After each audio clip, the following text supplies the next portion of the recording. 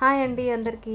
నేను ఇవాళ పాస్తా తయారు చేయడానికి చూపిస్తున్నానండి. ముందు పాస్తాని వేడి నీళ్ళల్లో బాగా ఉడికించాలి. తర్వాత నెక్స్ట్ ఏమో ఆనియన్స్, టమాటో, పచ్చిమిర్చి, కొత్తిమీర మొత్తం అన్నీ కట్ చేసుకొని ఒక ప్లేట్లో ఉంచుకోవాలి. తర్వాత ఉడికించిన పాస్తాను కూడా పక్కన పెట్టుకోవాలి.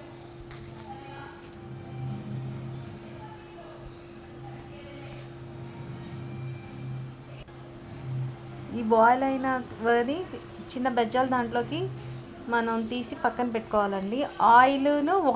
ఆయిల్ వాటర్లో వేసి ఇవి ఉంచితే కనుక ఒకదానికొకటి అతుక్కోకుండా ఉంటాయండి. ఇవి పాస్తా. ఇప్పుడు కట్ చేసిన ఆనియన్ మొత్తం అన్నీ కలిపి ఒక కడాయి పెట్టి స్టవ్ వెలిగించి ఆ కడాయిలో కొంచెం ఆయిల్ వేసి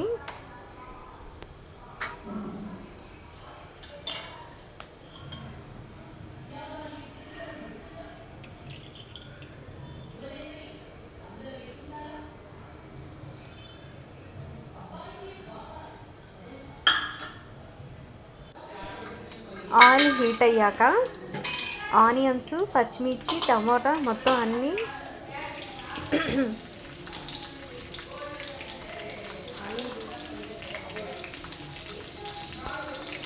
ఆనియన్స్ కొంచెం వేగాక తర్వాత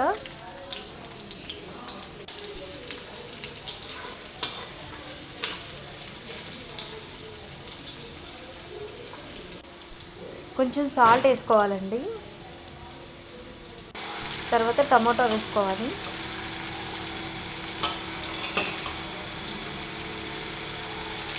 నేనైతే యూట్యూబ్ కొత్తగా స్టార్ట్ చేశానండి.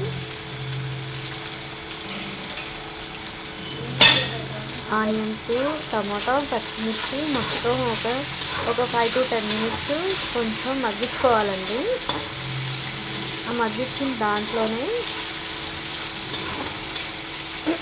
కొంచెమేమో అల్లం వెల్లుల్లి పేస్ట్ వేయాలండి.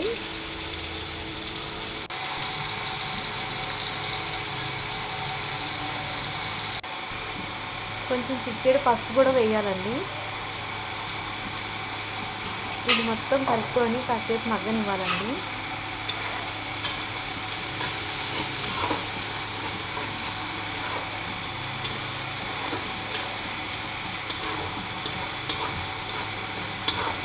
అది మొత్తం మిక్స్ అయ్యేలాగా ఒక 2 minutes అలా కలుపుతూ ఉండాలి. నెక్స్ట్ ఏమో గరం మసాలా పౌడర్ వేయాలండి. గరం మసాలా పౌడర్ వేసాక ఇంకొకసారి మొత్తం అంతా కలుపుకోవాలండి.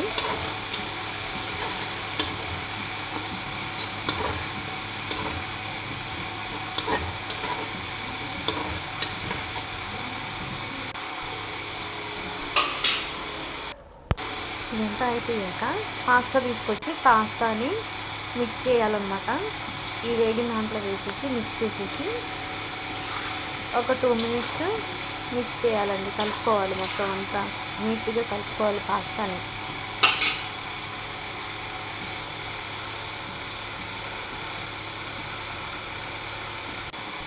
కొంచెం కారం కూడా వేసానండి, స్పైసీగా బాగుంటుందని చెప్పి. నెక్స్ట్ ఏమో కొత్తిమీర కూడా యాడ్ చేస్తున్నానండి. కారం వేసి మొత్తం అంతా కలుపుకున్నాక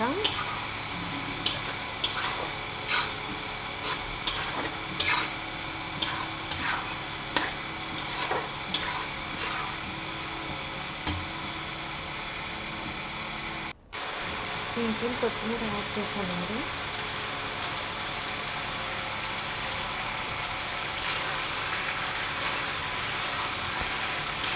అంతేనండి, పాస్తా తయారు చేయడం అయిపోయింది. ఇలా బాగా మిక్స్ చేసేసుకొని మొత్తం అంతా కొత్తిమీర వేసుకున్నాక మంచి స్మెల్ వస్తుందండి, గుమగుమలాడుతుంది. వేడివేడిగా పాస్తాను తింటూ ఉంటే ఆస్వాదిస్తూ సూపర్గా ఉంటుంది. అంతే.